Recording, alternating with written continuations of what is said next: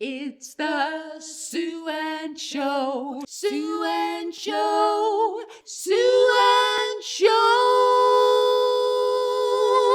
Of Hourish Show. Hello, good morning. Good morning, Is Sue. it morning or afternoon? I've no idea. It's morning. It's morning. How are you? I'm great. Yeah. Well, I was feeling like, energy. And I sat down and went, I actually feel a bit wrecked. I'm a bit cranky.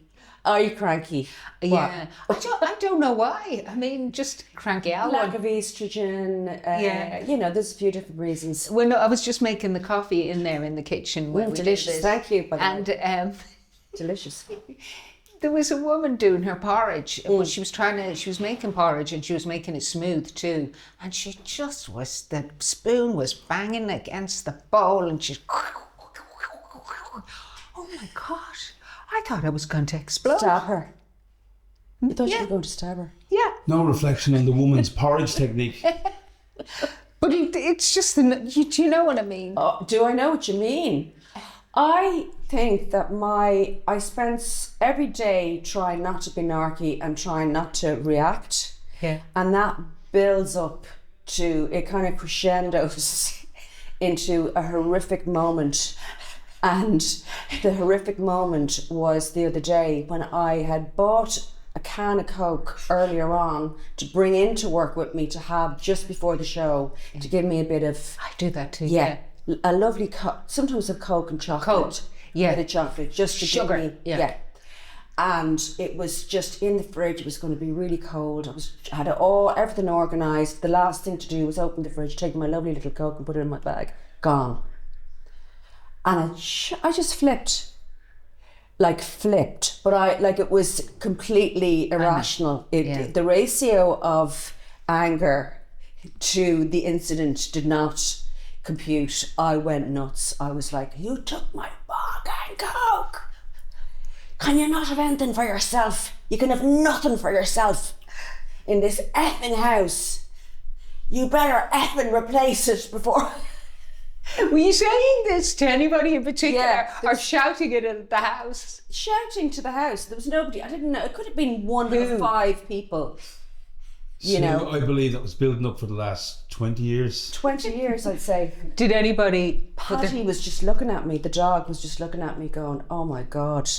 God, it wasn't me. Thank God I can't reach the fridge. Was there any admission of guilt? Yeah, Shawnee said, just heard this voice going, sorry, I didn't think it'd be such a big deal. And then when you hear And it was just like, Jesus Christ, and I slammed the door behind me. But you see, it was never about the Coke. no, you know. yeah. I had that when the guy from the guitar shop on Francis Street, we were parking the car, and it was a bigger car than usual because I used rental cars from the street, so it was a big car, and I was just having trouble getting into the space. But I've got a camera. I know exactly. Just to qualify, you use rental cars that are parked on the street. You don't go up to people and go, can I rent you a car? Thanks for the clarity. I mean, this is another. I was a bit confused myself, Paul. Oh, UCO cars. Yeah. They're parked on the street. Yeah, They're so you go handy. get them They're in so a handy because bay. we live in Yeah. town. You know, it's like they're your own car. But this was a bigger one than usual, so I was just gauging, how to parallel park into the space. And your man came out and he went, "You tapped my car," and I have it on camera. Exploded because I absolutely knew that I hadn't. You hadn't. I had, because I could see on the camera. But that's a shop I have to go into if I need new strings on my guitar, if I need a new battery. I was actually going to go in to ask them. I was there, Sue, so I saw it from the middle. The whole event, it was like, did you ever see that Japanese film Rashomon? When the incident happens from 3 different points of view. Well, the third point of view. What was your point of What view? was your takeaway? Who is this scary woman I'm with? Were you, I'm afraid, Mummy. it is terrifying when it happens. I said, you can go back into your shop. I have to go home with her now. I have to have a relationship I with her. actually went. I went banana. I went bananas. I was going, There's a lot of effing in here too, but I went, let's go into your shop then. Let's have a look. He's going to have footage of it. I went, let's go in and have a look at that camera. Let's go in and have a look at that footage then, because I guarantee you I did not do that. And come here, how did it end then? He just went, oh, I can't. He went like this. You see, it works. I actually, when Anne wasn't looking, I apologised. Did you? I did thumbs up, and I said, she's having a moment. No, but can I just, you've reminded me of another incident that happened with me, and the same thing happened with me. It was in the car park of the Centra up in the Bonington Hotel where I used to go and write. Yeah. And I was getting out of the car. Sinead, who I worked with for years, was with me. I was getting out of the car, and when I tell you, I literally just did that. Like, it wasn't, you couldn't even say tip. Yeah. It was a tip. Wasn't it tip? It was a yeah. On her car, right? And I looked into the car, to the driver's seat, and what I saw was, unfortunately, a lunatic. No, I knew she was a tricky woman. I knew what was about to happen. What was it?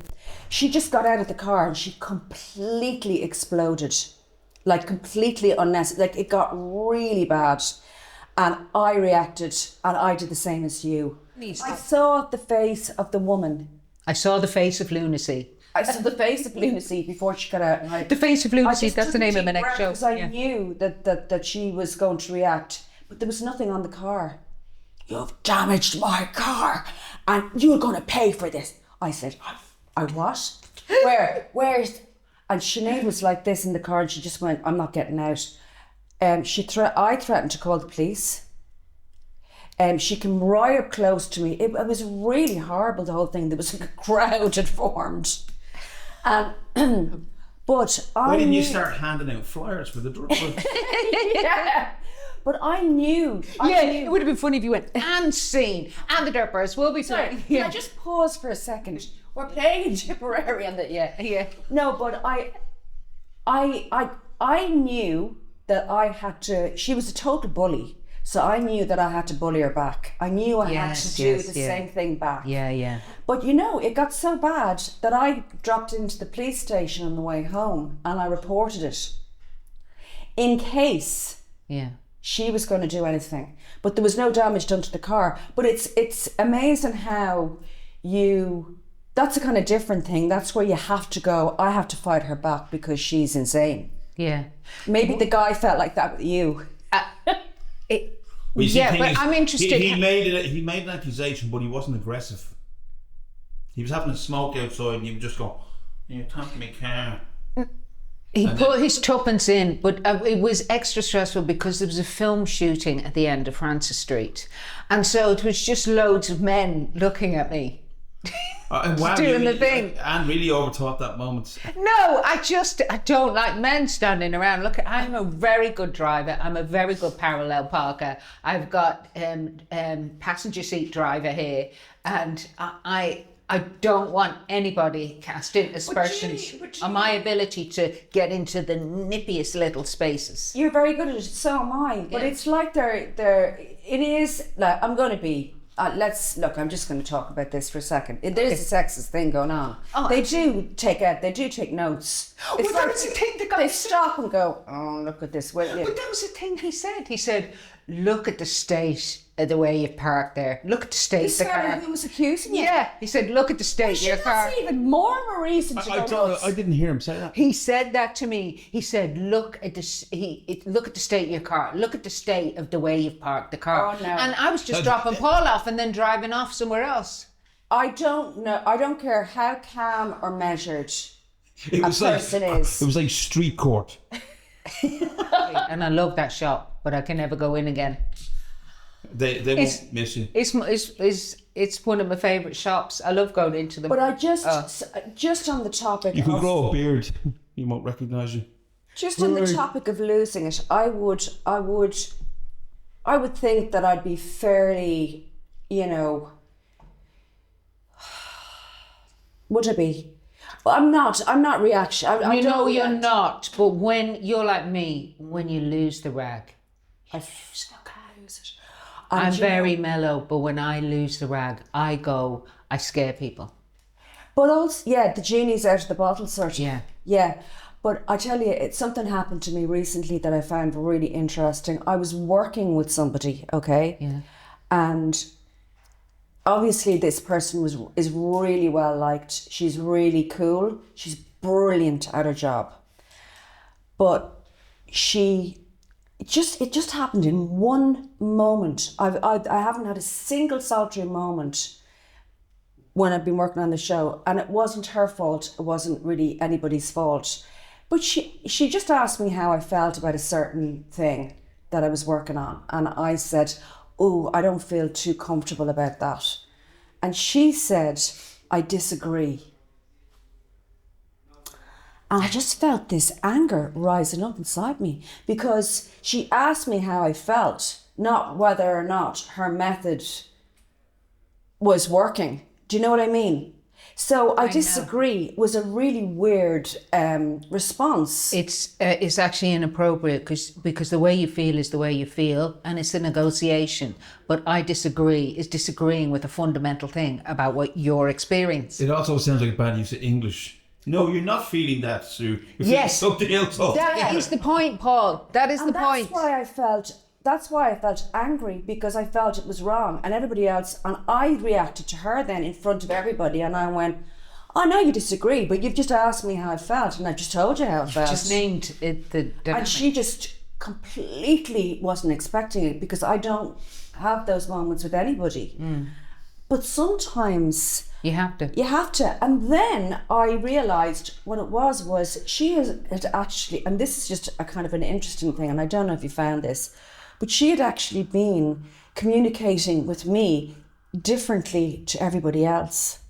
And this is not paranoia, it's just something that I was thinking about, and it was to do with age. I was about to ask you, is it about age? It is about age. And unfortunately, and I don't know, do you disagree with this, or what you think about this? Unfortunately, as you get older, you actually experience less respect. Yeah. As a woman, definitely. Yeah. Men. I don't know, but probably men too. I think it goes across both sexes. I think it does too, because I know some.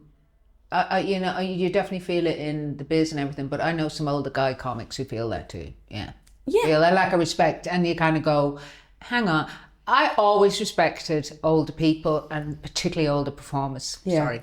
Yeah. And you're not. But I always did when I was younger. That? It's unconscious actually from them. They don't realise they're doing it. They don't. But it is a thing, and it's so depressing. And no wonder we're narky, because that's where we have to stand up for ourselves. Yeah. Then we turn into narky old boots, because. But you want to go. Demand the respect. You can defend it by calling it ignorance, but I think ignorance is one of the most dangerous things out there in terms of people's behaviour, because it doesn't show any sense of self, thinking about your effect on the rest of the world and what you owe it, not what it owes you. Yeah. So ignorance is dangerous, and it needs to be dealt with.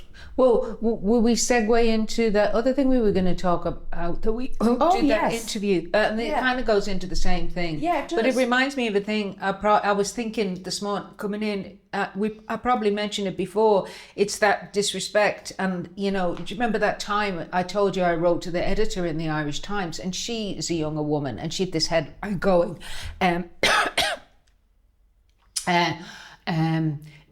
Until 1996, female comics in Ireland were conspicuous by their absence.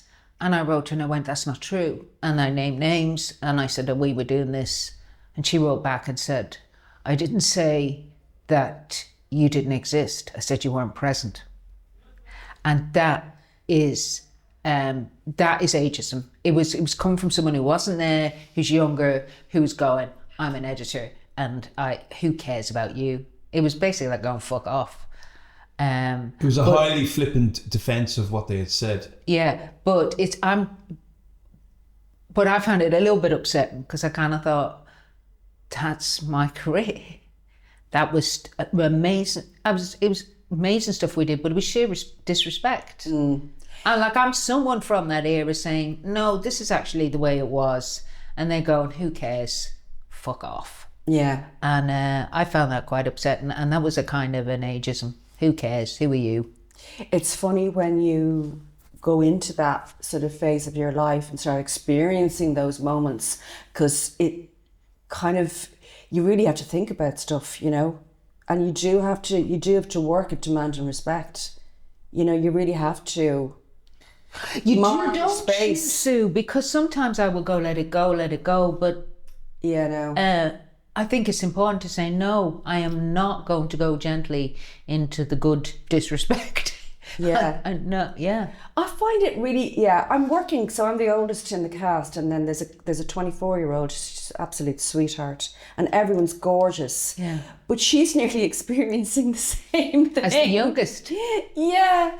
It's kind of interesting, you know? Yeah. There's just the kind of 30s, 40s maybe is a kind of a... I suppose their time. But That's that's the other thing you forget. It's like when you were young and you were treated like you were an idiot by everybody around you when you did a job, or you were just starting out. You wouldn't find really good mentors are always hard to find. Yeah. Well, when we were in our 30s and 40s, and let's say like when we were doing really well with the Newlands, we would have been late 20s into early 30s. I suppose we kind of felt we were comedy. And if you looked at older people, you're kind of going, you don't really... Do you know where it's at now? I don't know. Did I? I remember being down in Cat Laughs, and we were down there, Cat Laughs Festival in Kilkenny, and that's just for all the people in America who don't know. The three people I know. That I remember going to see an older woman. I can't remember her name, but you would probably remember her. I do remember. She was on with Dom Herrera. I think she opened for him or something. She was very Diane Keaton. She had like... She had a suit on, and I know who she is, and her name is Kathleen something, and she's still gigging. And I just thought, because she would have been a good bit older than us at that time, and I thought, wow, she strolled onto the stage so confident, really lovely comedy. And I remember, I didn't feel... I remember one of her jokes. Do you? What was it? Okay, one of her jokes was about meeting someone on a dating website, and you've been kind of into fetish, and this person's fetish being something about their feet or whatever, and it's about fetishes not meeting, and so she's preparing and she wants him to do something to her feet, and he goes upstairs and he comes down and he goes, I'm good, I just shat in your handbag. Same planet, different worlds. Same planet. And I remember at the time, like looking at it, we were all young, and I was going, I don't think I was, I'm saying I'm so respectful, I don't think I was going, oh, look at an older woman. I think I was a little bit like that. I look back at that joke, that is one of those jokes that always stayed here. Yeah. What a superb joke. He comes down the stairs and goes, well, I just shat in your handbag, so I'm good, bye. But I remember thinking, how cool is she? And I remember being very aware of the fact, I remember saying to myself, that must be hard at her age. Now, she would have been my age. Clever you, yeah. She'd be my age. No, she was actually younger. I think she would have, around our age? Well, she's still gigging away. Wow. You know, and just not, I went, she doesn't care. I remember kind of making a mental note going, wow, she doesn't care. She doesn't care. She earned her chops. Yeah. And this is the thing with comedy, because we were going to talk about the article that you were interviewed for yesterday, and I'm going to be interviewed later. And the lady's just talking about what the experience of being an older comedian. And to begin with, I did have a moment of, do I want to do that article? And I said to Paul, do I want to do that article? Sometimes I say to Paul, do I want to do that? Even if he's not in the room. He makes the decision. I psychically pick up on it. No, he knows. And I go, no publicity is bad publicity.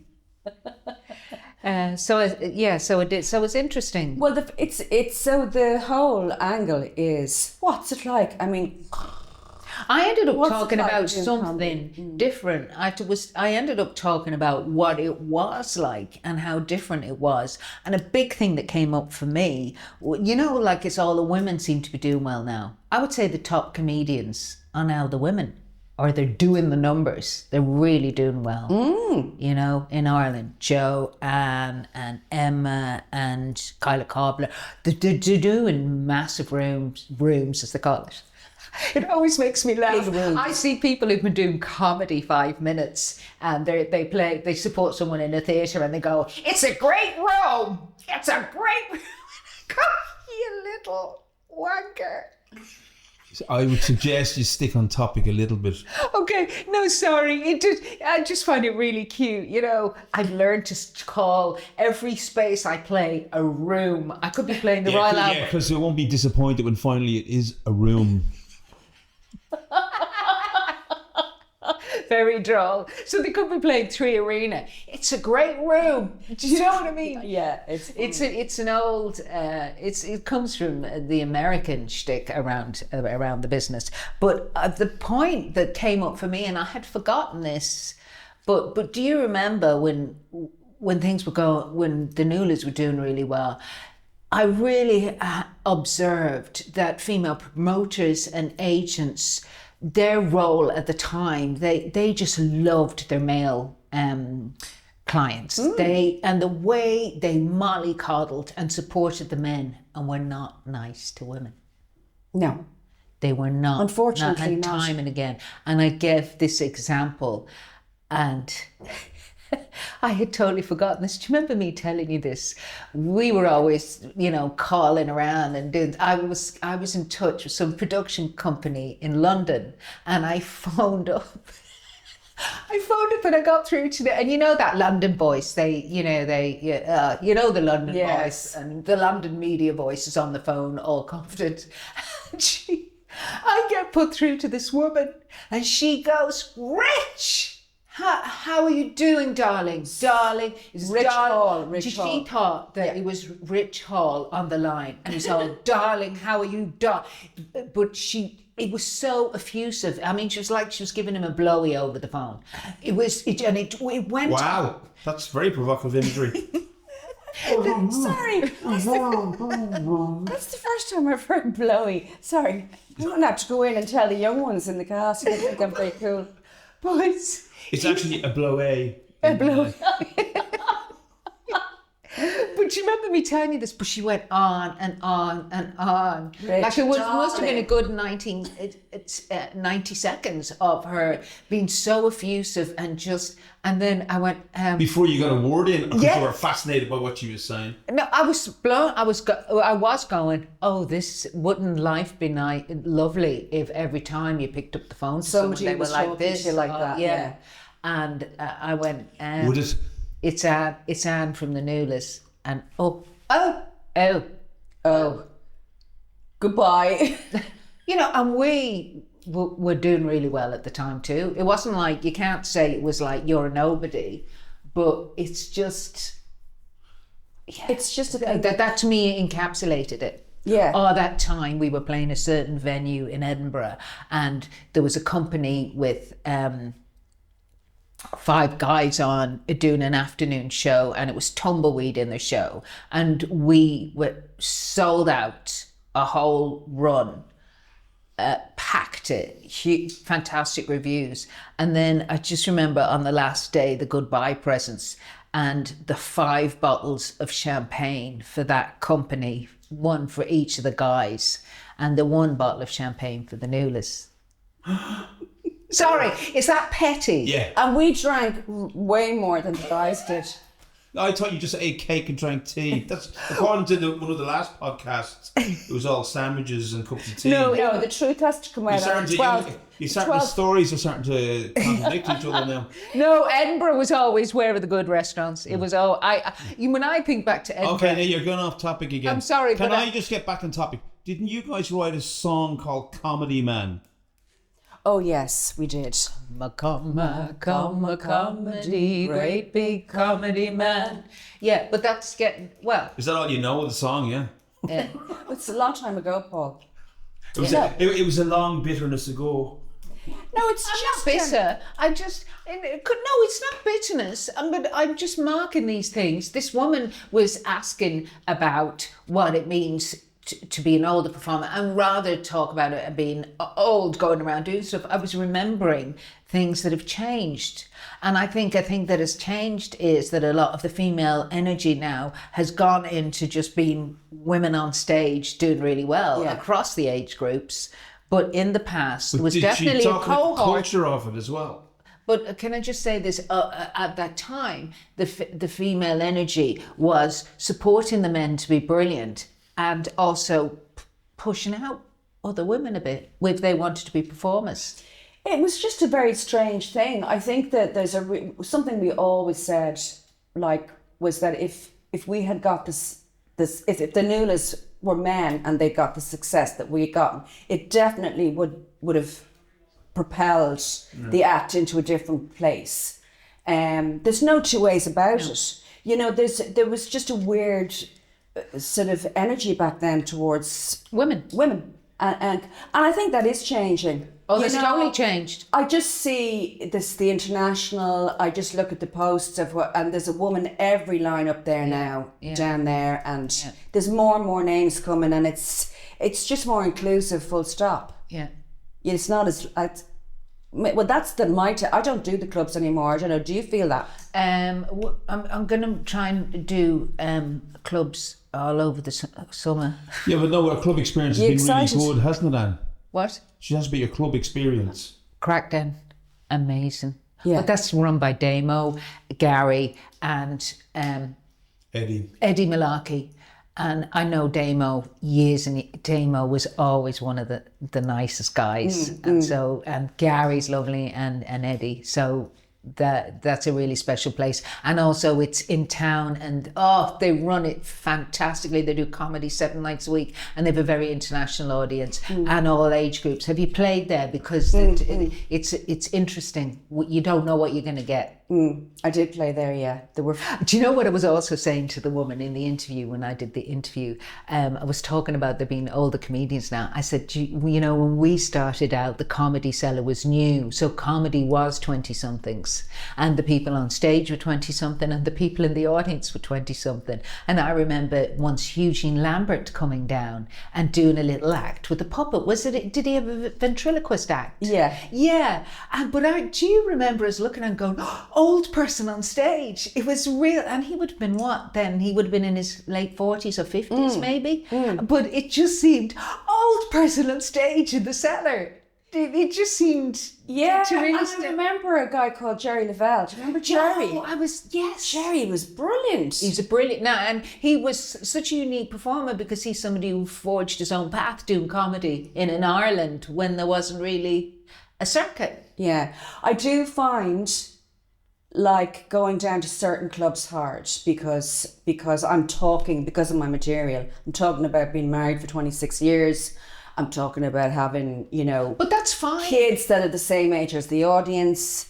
But that's fine, and maybe that isn't a place for you to perform. You know, so sometimes I find it hard. So I do choose. There's one club Colin O'Regan runs, that's and nice. I find that really nice. They're just a bit older, and I find it really, really nice. What made me laugh was this guy who runs a club a few nights in a venue would have played over the years. And I know this guy years. He's been around for over 20 years. And I used to play his club in another venue. And I called him up and said, hey, you know, I want to get a few club dates. And he went, he just texted me, your material wouldn't be right for my audience. And he is not much younger than me. No, but he said it in such a way as well that you wouldn't like the audience. Yeah, he's got Satanists. He's the whole audience wouldn't be right for your material. Oh yeah. Vampires. He's got vampires and vampires as an audience. Yeah. All the vampires come in and they just don't. And he knows that I would love to wear my garlic. That whole spiel, that whole set about chopping garlic. It would die. It would die. It would literally die when the vampires would be like. It did make me laugh. And I'll tell you another small thing. And again, you know, a woman with a very high profile. She's not that much younger.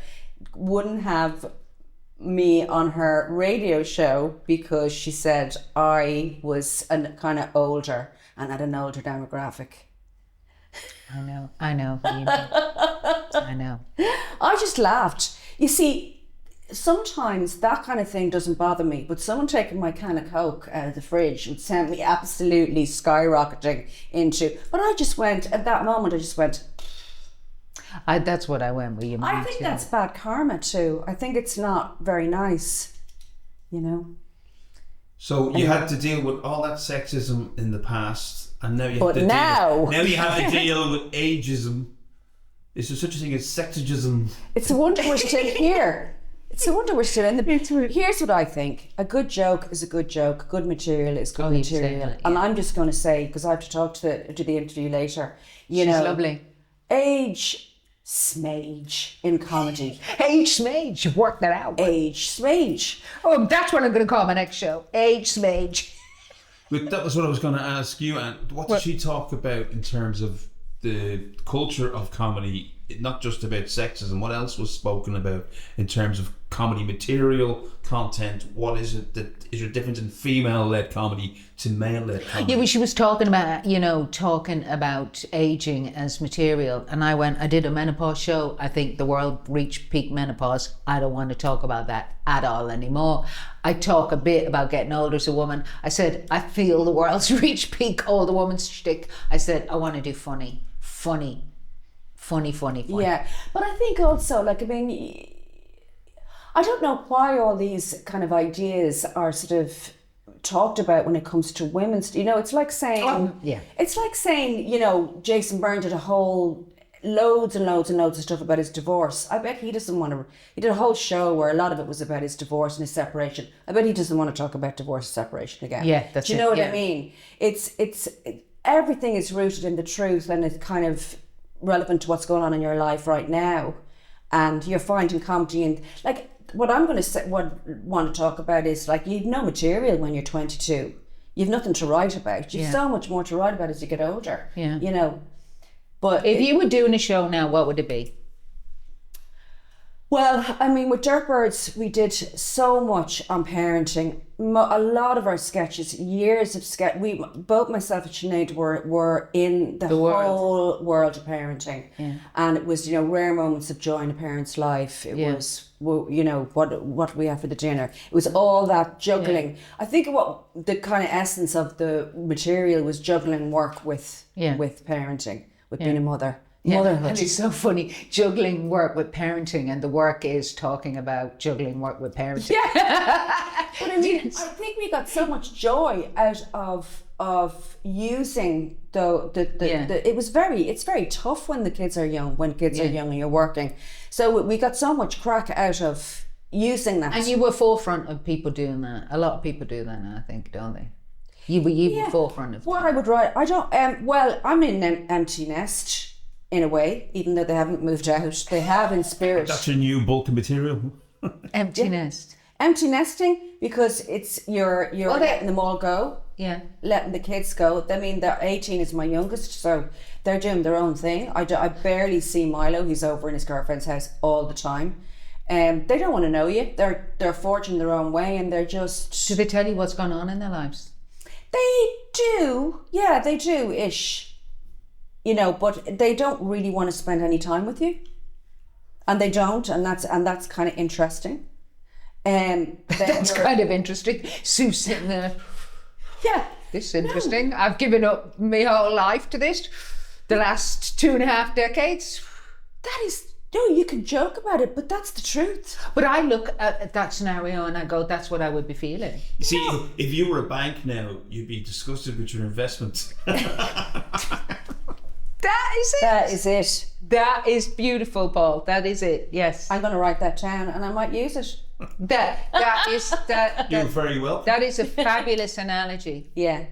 It is really hard, and I thought that I would be the kind of woman that would go, oh, that's great. Now I'm going to go to, Marbella and do that, and I don't care. My work is done. But no, you just want to keep your little ducks,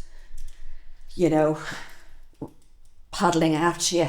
And they don't. They're gone off. They're gone off into the ocean. They'll come back. They'll be back in another 10 years. Yeah. They will come back and they will realise. I'm really looking forward to my adult relationship with them, because I do remember like feeling that a bit with my mother. When she, for a while, you know, because when Dad died I was 19, but then we kind of became closer then in my early 20s, and I remember that feeling of, we're different people. But I mean, the kids are different because they're trying to find who they are, and they're becoming different people. Yeah. You know, and I'm changing as a person as well. I'm in my third act, and I've kind of It's a very interesting time, you know. Like if you can get them all around the table for dinner, it's like Oh really? Yeah. Wow. So I think I would talk about that, you know, Because they were so beautiful when they were young.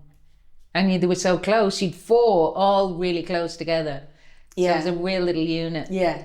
So, but yeah, it's just a, you know, I think just talking about age and comedy, I just think really, really good, well-written material that is torturous to write, as you well know. Well, I quoted that classic gag from Sean Locke that I absolutely love. You could know the exact words of it, Paul, about him bending down to tie his shoe and going, is there anything else I can do while I'm down here? It's the perfect joke. That's another joke that often plays back in my head. It always makes me laugh when I think of it, because it's so true. Yeah. Is there anything else I can do while I'm down? Oh my God, he's so funny. He was so... That would have been a great title for a tour. What? Is there anything else I can do while I'm down there? So, do you want to wrap things up, girls? Is that long enough? It's well long enough. Okay, we could... Oh, that was a really enjoyable chat. That was a lovely chat about our favourite topic, comedy. And old age. And age. And sexism. I don't feel old though, too. I mean, I feel my body is very, very creaky and everything, and a lot has gone wrong, and it's permanently gone. But I feel young. Good. You look great. But do you feel young? I do. I mean, I have a sore coccyx and a knee, because in the show I have to kneel down, and as I get up, and because I can't get up off my knee, it's a very quick moment that I have to get up. So I asked one of the cast members to actually link me by the arm and haul me up. But what happened was, he missed my arm the other night, and I ended up on my backstage, and the funniest thing was, he reenacted what he saw, and it looked like a beetle. As I laugh, I can actually feel the pain of it. I landed just on my coccyx. Well, you were expecting him to help you, and you fell back. He does it every single night. He gets my arm, he links it under. He's a big, strong man, and he just pulls me up off my knee. Because I can't get up off my knees now, like when I kneel on my knee on the ground. Yeah. And he missed me. He missed my arm. So so I fell back on my bum, and I actually but he just did the whole thing for me then at the interval, and honestly the tears were rolling down my face. It was such a funny moment. But I do have a very sore bum and knee at the moment. But it's a youthful sore bum and knee. But my brain is fantastic. Your brain is and then I went, can I just say this quickly? I went to a little party for a 1-year-old on Sunday, and you know, I wasn't looking my best, I know that. I'm very tired at the moment. But one of the mum and the dad would be, say, 40-ish. And we would see them as friends. And then one of the young mums came up and she went, "Hi, I'm Siobhan. Hi." And I went, "Sue." And she went, "Oh, are you Kate's auntie?" And I just went, no, we're friends. And then I went home and went, I am kind of old enough to be Kate's auntie now. But, you know, you just go, oh, this is... Would you like a seat? Sorry, would you like that seat? Do you want me to help you with your bags? That dual thing of resentment and Actually, delight. I'd love that Actually, I seat. want it, but how Yeah. dare you? Thank How you. dare you? Yes, Yes, thank you. thank you very much. Thank you. Thank you, and how dare you? Thank God. Oh, that's the name for a show. Thank you, and how dare you? So you're like if sugar auntie. Yeah. Well, can I do one last thing on the age thing? Una was telling, we were talking about her hair gone grey, because my hair hasn't gone grey at all, whereas Una's started going grey when she was in her late 20s. And so at certain stages she let it go white. And she was over with her friend Melanie in Amsterdam. And this is when Melanie's daughter Raven would have been maybe 10 or 11. So it's a few years ago. And they were having a party in the house, and Raven's friend comes to the door, and the friend goes, "Are you the Oma? Are you the grandmother? Oh yeah, Oma, Opa. Yeah. Are you Oma? Oma. To Una? Are you basically the mother of your friend? Oh, stop. Are you? Yeah. Are you? You see, Sue, Melanie's you got mother? off light. But that's a child, so they don't have the filter. Are you Oma? The things kids say. The things kids say. Yeah. But this thing's all relative as well. Don't forget. So, like to a 2-year-old, we all look like we're about ready for the grave, but they don't care because Oh, they but love even in us. your 20s, oh, come on. I mean, when you were in your 20s, 30s, people our age were older. 20-year-olds look at 40-year-olds like they're ancient. Yeah, I know. Yeah. Yeah, so you don't even think about it. Don't even think about it. Come on. Let's go to a rave. Let's hobble somewhere. Let's hobble to a rave. Yes. Hobbling to a rave. That's the name for the show. Don't think about that thing you've been talking about for the last 10 minutes. No. Let's not dwell on it in podcasts for 45 minutes. Anyway, should we go? Should we go? And Thanks for listening. let's have lunch. Thanks for listening, and we will be. You can email us on. Is it the Sue Ann show? Or just. I love this routine at the end of each podcast that is unnecessary because I have it on the credits. I know, but Okay. is it, but I was telling someone about the show and I couldn't remember, was it the Sue Ann show or Sue Ann? Think about it this way. There's no "de" in it. sueannehalfhourishshow at gmail.com. Very good, Sue. But I think it should be the. I'm young. I think it is what it is. The end. See you next time. See you next time. Sue is appearing in the Gate Theatre in Sonia Kelly's adaptation of Poor by Katrina O'Sullivan until April 26th.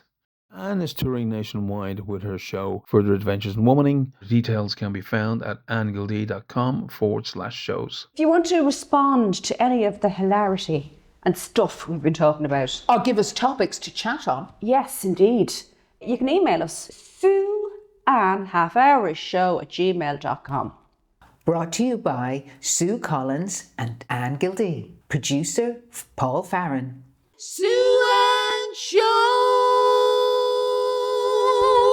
Half-hourish show.